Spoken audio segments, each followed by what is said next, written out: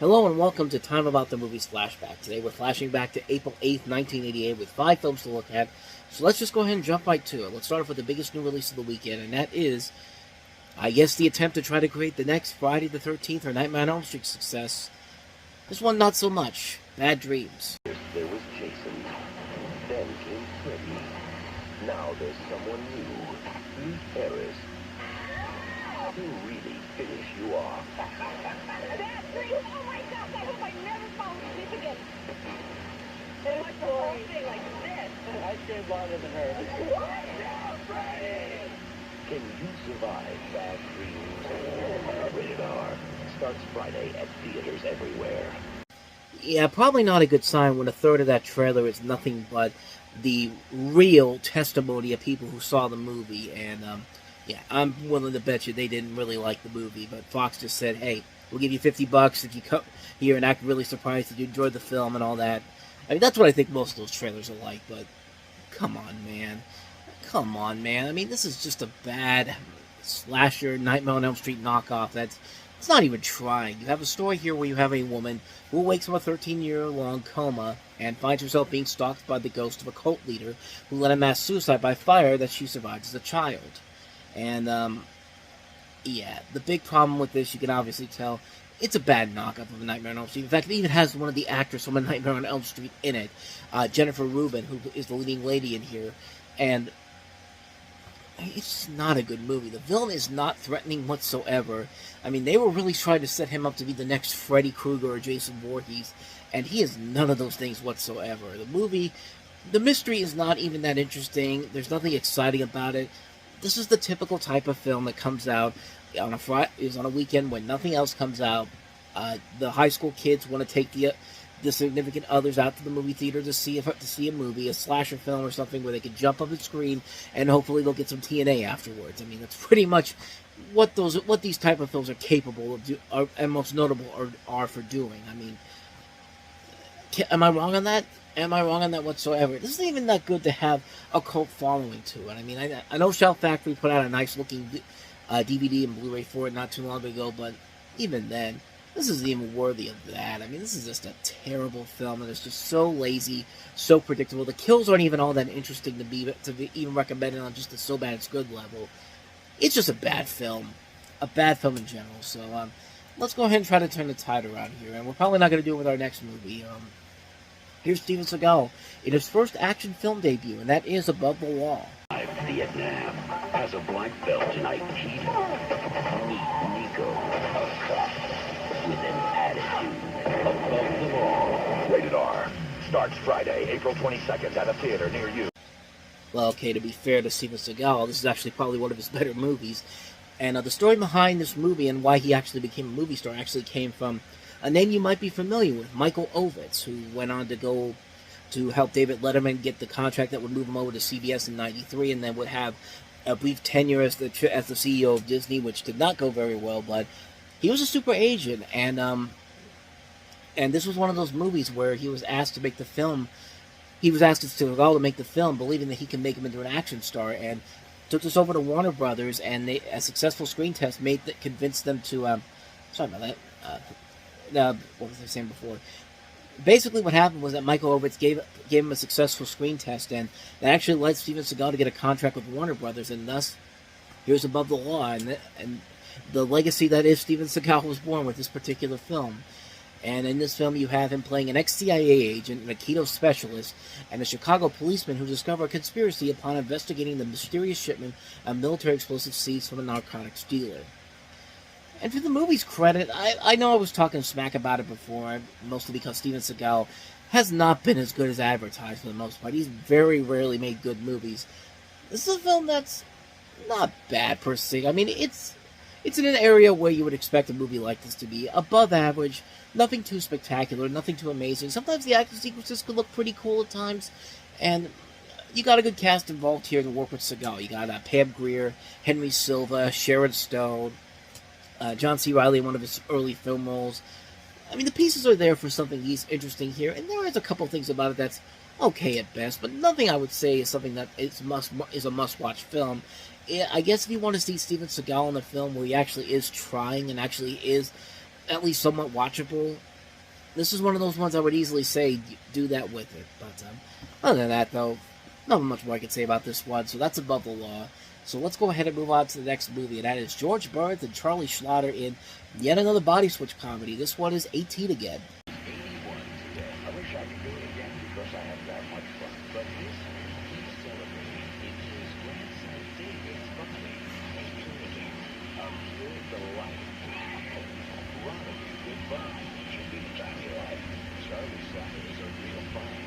But it's back. I can't write this review. I can't stop laughing. 18 again. Rated PG.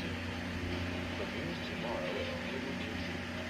One of the many attempts to try to create a new Freaky Friday for a new generation. And before we keep going, I gotta say, it's not a good sign if one of your reviews that you're touting in here is that I can't even write the review. I can't stop laughing. I mean, what kind of a quote is that? I mean, that'd be like me saying about, Unfrosted, the new Jerry Seinfeld movie. I can't write a review for it because I'm still wondering what the hell Jerry Seinfeld was thinking when he was making that movie. Or, you know what I'm talking about. But that's for another time. We'll get to that one a little bit later on in the weekend. But we're here to talk about this movie here. And I'm just saying that quote's not it's not a good sign going forward for this film. You have a story where you have a college student switching souls with his grandfather by means of an accident. The grandfather being played, of course, by George Burns, and the college student played by Charlie Schlatter, who, after this, he would star in shows like Diagnosis Murder. He'd be in stuff like Kick Buttowski, Suburban Devil, The Wonderful 101, Bright Lights, Big City. I'm sorry, he auditioned for Bright Lights, Big City. He was in Heartbreak Hotel, but most of you may recognize him as the voice of the Flash in the Superman animated series, the role that he would continue in the Batman, and also the movie Batman Unlimited Animal Instinct. So he has done some notable works. I think this movie was a miscalculation, not for the fact that these two guys can't act like they're different ages. I mean, that's the one thing that has going for it that we would see, that possibly could have worked, but we see something similar in something like Vice Versa, which I think did that the best way of the three body switch movies that we're going to get to in the next year that we're looking at here. But you want to see this for George Burns. I mean, George Burns is a comedy legend, and Charlie Schlatter, this young, rising comedic talent. You want to see them do something different, act different compared to what the opposite characters playing, and you just don't really get that in here. I don't really buy the connection that these two guys could be related, and one person acts like an 81-year-old version of the other person, while the other person is acting 18. Not even acting 18. He's just in a coma for the majority of the movie, and it's just like, so what's the point? I mean, what's the point of even selling us as a body switch movie, honestly? I mean, I don't know. It just didn't work. It just wasn't a funny film in general. It's just a complete misfire on a number of different occasions. So, I guess it's another hard pass on for this week. 18 again. So, with that said, on to the next movie, and that is The Lighthorsemen.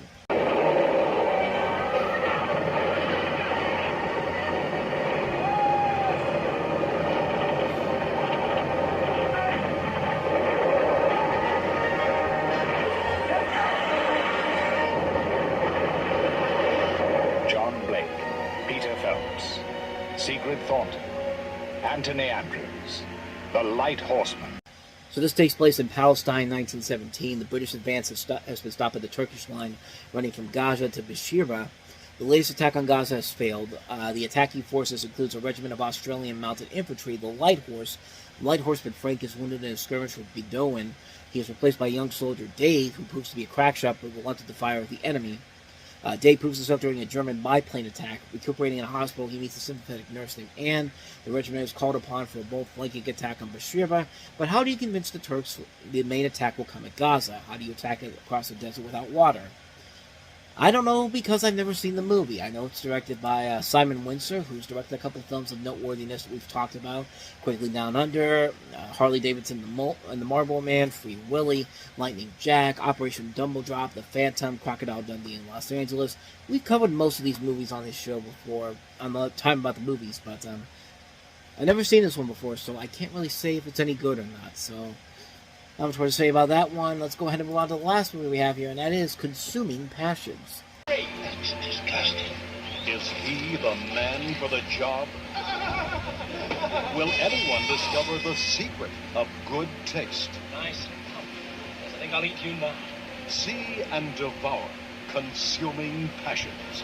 So this was originally a 1973 BBC TV play called Secrets by Michael Palin and Terry Jones. And in the film, you have a chocolate factory accidentally releasing a new luxury product which contains human flesh. When the product turns into a surprise sales hit, the factory's owner decides to market the products to cannibals and to keep acquiring human corpses as key ingredients. And funny premise overall, just not the best execution overall, despite some really good, talented people involved in here.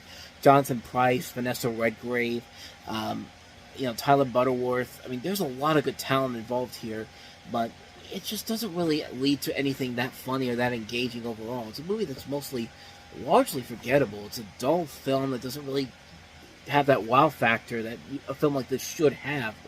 And it really hurts in the long run. It just doesn't feel like a film that gives you everything that it wants to give, that you think it should give you, and it just feels like kind of a waste of time overall. Not much more to say about this one, but definitely not a good film whatsoever, unfortunately. And so with that said, we wrap up another time about the movie's Flashback. We'll flashback to the beginning of April 1988 on April Fool's Day with four films, three notable films in particular, including Michael Keaton as Beetlejuice, Michael J. Fox, and Keith Sutherland in the aforementioned Bright Lights Big City, Demi Moore in the supernatural thriller The Seventh Sign, and Bellman and Truth. So 4 films to take a look at next time, and we will delve into those on the next episode. But until then, thank you so much for watching, and if you want to see more videos like this, please hit the place on the next page. Check out the previous episode, and also don't forget to hit the like and subscribe button if you want to see more videos like this on this channel. So until the next time I see you, thanks for watching. I'll see you next time. Take care.